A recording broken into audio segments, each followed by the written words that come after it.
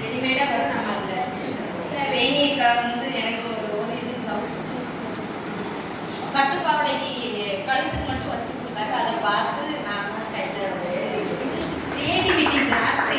நம்ம கோடு போட்டாங்க, கோடே போட்டாங்க. இவங்க இசைக்கேம்மா, எஸ்தர், அப்புறம் பவானி எல்லாம் சொல்லலாம். நான் பில்லோ கவர், நார்மல் பில்லோ, இது ஃபுல் பில்லோ கவர்.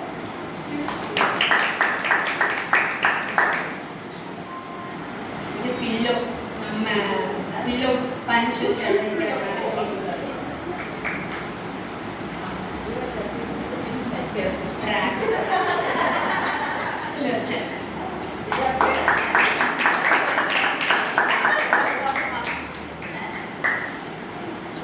இது இவங்க தச்ச சுடிதார். இந்த மாஸ்க் இது தச்சதுக்கு அப்புறம் வாரத்துல 2 நாளாவது போட்டு வந்துருவாங்க. அப்படி இருந்தாலும் வாரத்துல ஒரு நாள் வந்து சமைச்சு விடணும் அப்படிலாம் பேசி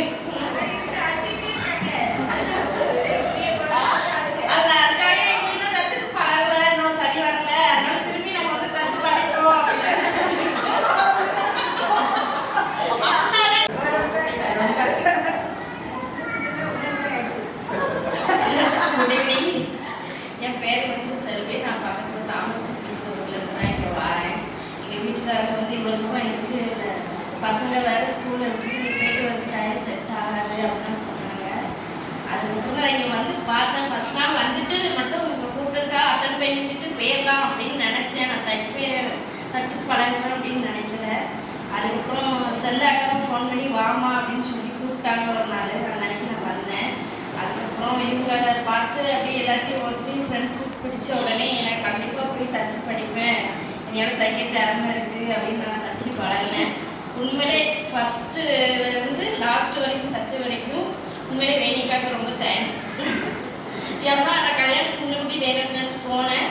போயிட்டு நான் என்னையால் தச்சு பழக முடியாது அப்படின்னு நானே ஒரு வாரமாக போன. ஒரு வாரத்துக்கு அப்புறம் நான் எம்எஸ்சி மேத்ஸ் படிச்சிருக்கேன். எங்கள் அம்மாவுக்கு எப்படின்னா ஜாப் கண்டிப்பாக போகணும், கவர்மெண்ட் ஜாப் தான் போகணும். அது இல்லாமல் கண்டிப்பாக நான் டெய்லரிங்கும் கற்றுக்கணும் முன்னாடிலேருந்து சொல்லிகிட்டே தான் இருப்பாங்க. நான் தான் அப்புறம் கற்றுக்கிறேன் அப்படின்ட்டு இருந்தேன். ஆனால் இங்கே வந்து எனக்கு அந்த ஆப்பர்ச்சுனிட்டி கிடச்சிது. அதனால நான் சரி போகிறேம்மா அப்படின்ட்டு நான் அப்படி தான் கிளாஸ் சும்மா தான் வந்தேன். எனக்கு ஆனால் கிளாஸ் பிடிச்சிருந்தது, ரொம்ப பிடிச்சிருந்தது. அவங்க ரொம்ப ஃப்ரெண்ட்லியாக தான் ஹேண்டில் பண்ணாங்க. எனக்கு ஆனால் ஸ்டிச்சஸ் ஜஸ்ட்டு போட தெரியும், அவ்வளோதான். மீதி எல்லாமே இங்கே வந்து தான் கற்றுக்கிட்டது. அம்மா கூட எங்கள் ப்ளவுஸு ஃபஸ்ட் டைம் போட்டு காட்டும்போது சொன்னாங்க, ஃபஸ்ட் டைம் தச்ச மாதிரியே இல்லை அப்படின்னு தான் சொன்னாங்க. அவங்களுக்கும் கொஞ்சம் ஸ்டிச்சஸ் தெரியும், அதனால் அவங்க இப்படி தான் சொன்னாங்க.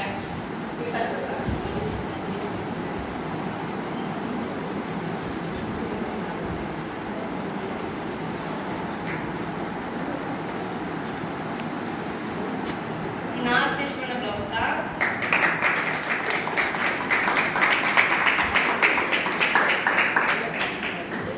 டாப் ஸ்டிச் பண்ணது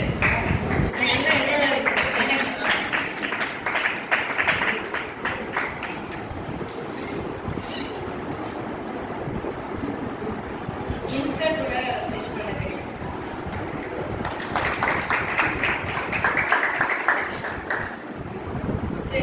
பில்லோ கவர்,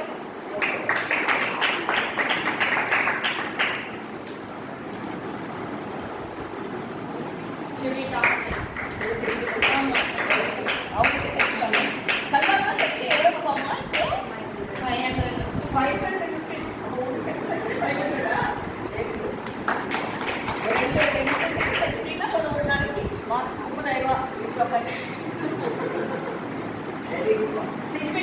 செம்ம டைப். அவங்க கூட எல்லாமே முதல்ல இருந்து நான் வந்து எனக்கு இது சொல்லித்தாங்க அது சொல்லித்தாங்க பாடா படுத்து அவங்கள என்னன்னாலும் பொறுமையா இப்படி பண்ணு அப்படி பண்ணுச்சு. எல்லாமே நான் தச்சது எல்லாமே முக்கால்வாசி எனக்கு தெரியாத விஷயமும் நான் நிறைய கேட்டிருக்கேன். அவங்களுக்கு மெனக்கிட்டு எனக்காக பார்த்துட்டு வந்து இப்படி தைய அப்படி தைய எல்லாம் சொல்லி நான் நிறைய இப்போ நான் வெளியில துணி வாங்குற அளவுக்கு ஆயிடுச்சுன்னா அவங்க இப்பவும் நான் ஃபோன் பண்ணி கேட்பேன், அவங்களுக்கு தைக்கா இது எப்படி தைக்கணும், இது எப்படி பண்ணணும் அப்படின்னு. அதுக்கும் அவங்க சொல்லி கொடுப்பாங்க.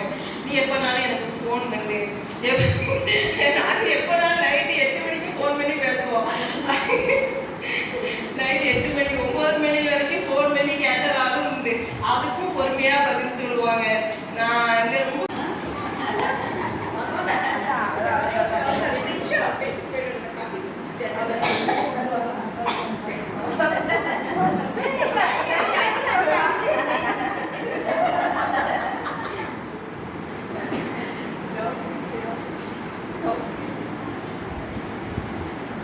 இந்த பொண்ணு தான் ரொம்ப டவுட்.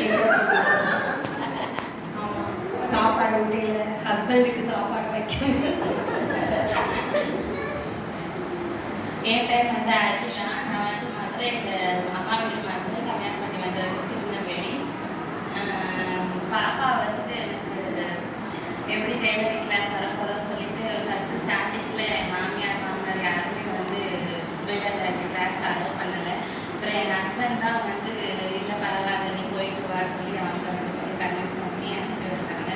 நான் வந்து ரொம்ப நர்வஸாக இருந்தது. பாப்பா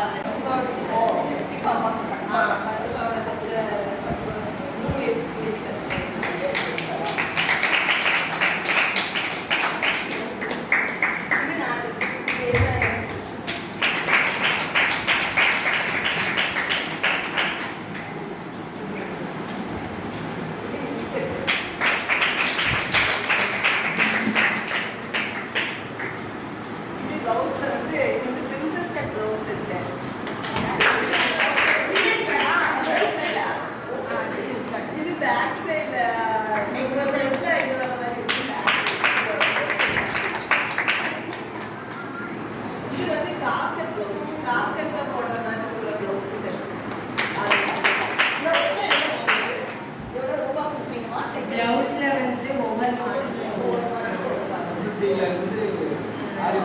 லைனிங்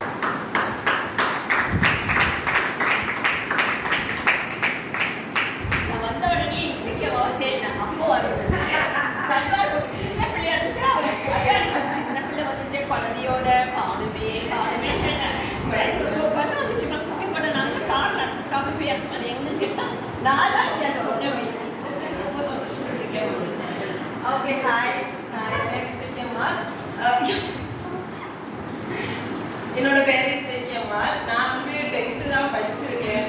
ஏன்னா என்னோட பாட்டி வந்து அவங்களுக்கு வந்து படிப்பு வேண்டாம் போதும் அப்படின்னு சொல்லி நிப்பாட்டிட்டாங்க. அதுக்கப்புறம் படிக்கலை. அப்புறம் வந்து